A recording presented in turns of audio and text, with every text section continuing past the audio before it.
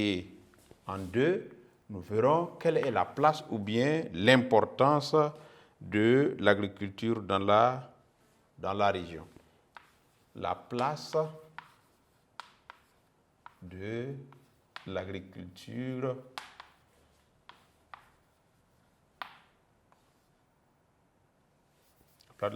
on avait déjà mis la région concernée dans le grand point, dans le grand 1, d'accord? Donc, il faut retenir tout simplement que 60%, bien sûr, de la population de l'Afrique blanche utilise l'agriculture comme activité principale, donc, et comme moyen même de subsistance ou bien de survie. Et ça dépend bien sûr, ça c'est de façon générale pour ce qui concerne l'ensemble des pays. Ça, quand on va un peu en profondeur, on se rend compte que selon les pays, ce chiffre de 60% varie, d'accord?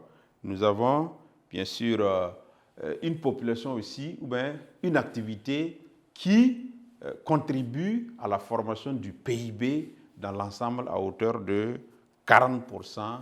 Et bien sûr, ça apporte aussi des devises au niveau en termes d'importation de produits. Donc, c'est une activité importante et voilà pourquoi on parle de sa place ou bien de son rôle. Alors, la place de l'agriculture, on va mettre tout simplement 60%, tout simplement, 60% de la population, ça montre jusqu'à quel point l'agriculture est importante. 60% de la population de l'Afrique, on va changer de terme, l'Afrique blanche. J'ai dit, à partir de la présentation de la carte politique, que l'Afrique septentrionale s'appelle aussi l'Afrique blanche ou bien l'Afrique du Nord. D'accord? Voilà pourquoi j'utilise ce terme-là. 70% de la population de l'Afrique blanche utilise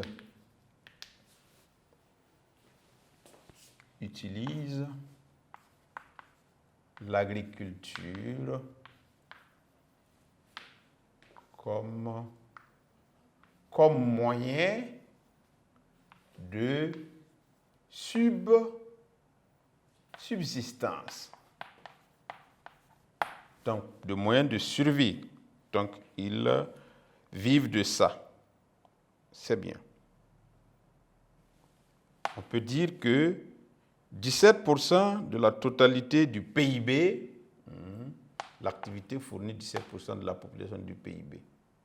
Elle, pour désigner l'agriculture, elle fournit,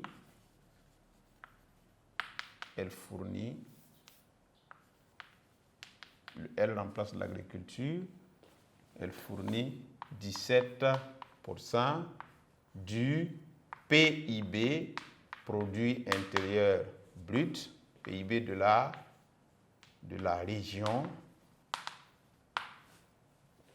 40% des devises étrangères. 40% des devises étrangères. Donc, c'est-à-dire dans le domaine des importations, ce que ça rapporte. Donc, on va récapituler cela, les deux petits points du grand 1, avant de poursuivre. Donc, déjà, à l'introduction, il faut retenir que l'agriculture en Afrique septentrionale est une activité économique importante. Elle bénéficie d'atouts majeurs, mais fait face à de nombreuses difficultés. Les principales productions agricoles en Afrique du Nord sont, d'accord, 2 points, les fourrages, c'est-à-dire les productions pour nourrir les animaux, les grandes cultures blé, maïs, les vignes, le maraîchage, les vergers, etc., etc. Et le paragraphe qui suit parle de la place de l'agriculture dans l'économie de l'Afrique blanche. 60% de la population de l'Afrique blanche utilise l'agriculture comme moyen de subsistance. Donc ça traduit l'importance. Elle fournit, l'agriculture, 17% du PIB de la région, 40% des devises étrangères. Donc voilà un peu la place de l'agriculture dans l'économie de la région. Et en grand 2, nous verrons les forces et les faiblesses de l'agriculture. L'agriculture en Afrique septentrionale.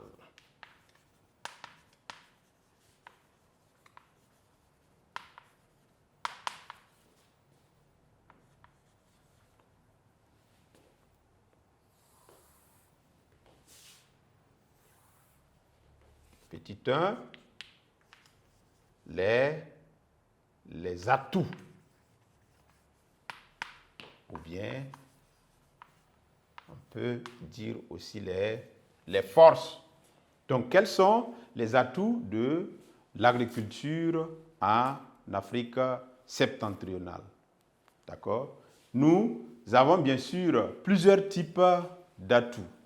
Et il faut souligner que l'agriculture en Afrique septentrionale bénéficie par exemple d'une certaine fertilité des sols. Les sols sont fertiles, d'accord? Ils ont de bonnes cultures qui ont des rendements de qualité, bien sûr, liés bien sûr à l'utilisation des compétences de la région.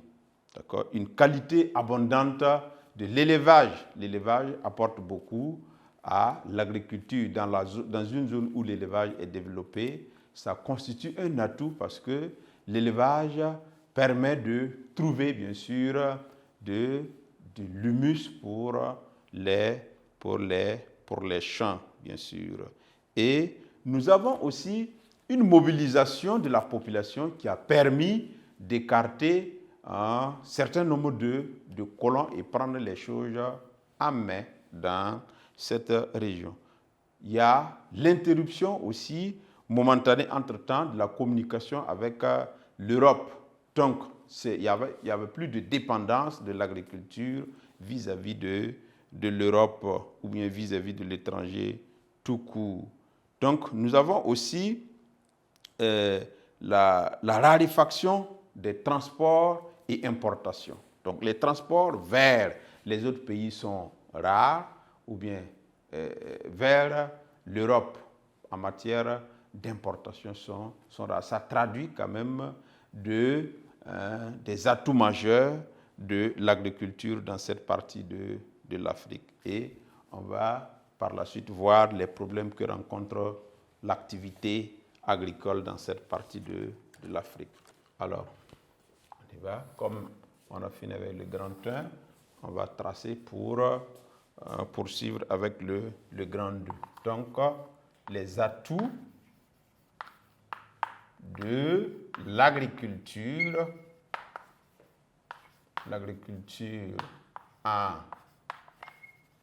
en Afrique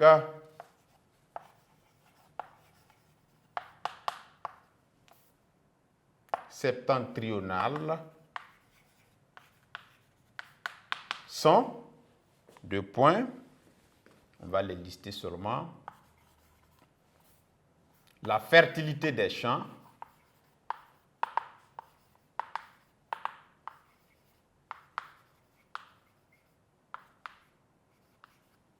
virgule, des rendements de haute qualité,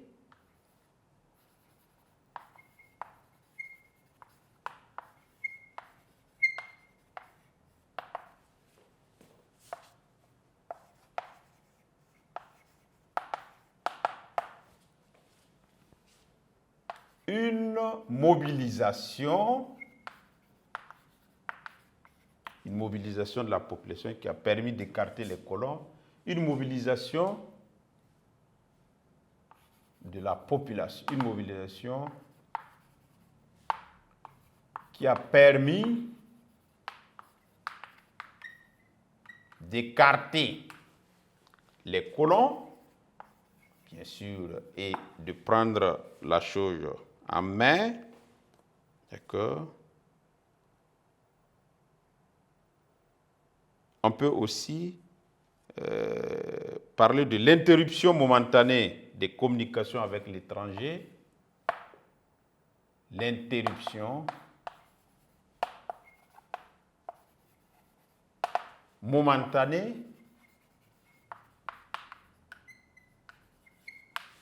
alors on ne dépendait plus de l'étranger, bien sûr. L'agriculture ne dépendait plus de l'étranger. L'interruption momentanée des communications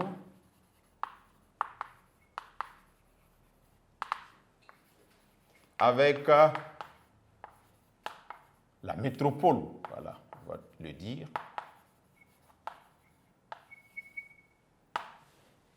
Bien sûr. Et la raréfaction des transports et d'importation. Donc ça a permis, bien sûr, de pouvoir réserver les stocks et éviter la vente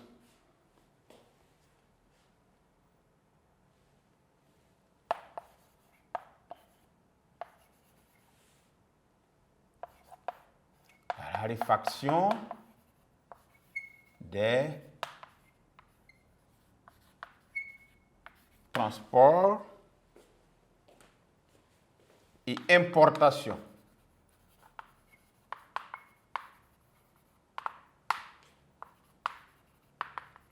Qui ont empêché, bien sûr, il faut le souligner, qui ont empêché l'exportation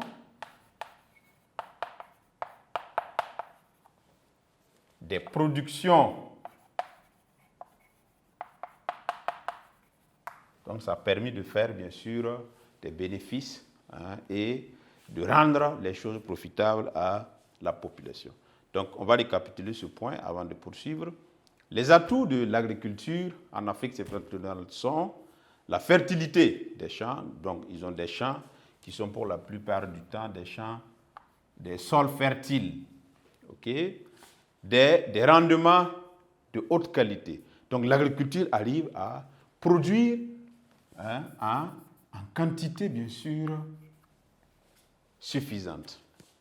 Une mobilisation qui a permis d'écarter les colons, c'est-à-dire la population a réussi à se mobiliser derrière l'activité pour écarter les colons qui détenaient, bien sûr, des surfaces, des titres fonciers. Donc, les gens ont pris la chose en main à un certain moment donné. L'interruption momentanée des communications avec la métropole. Donc, c'est-à-dire l'agriculture ne dépendait plus des directives de la métropole, ce qui lui a permis évidemment de prendre une certaine indépendance. Nous avons la raréfaction des transports. Donc, il n'y avait pas suffisamment de transports vers les autres pays. On n'amène pas, ce n'est pas les voies de communication qui manquent. C'est-à-dire, on transporte rarement les produits de l'agriculture de la région vers d'autres régions quand même. Donc, ça a permis de satisfaire la demande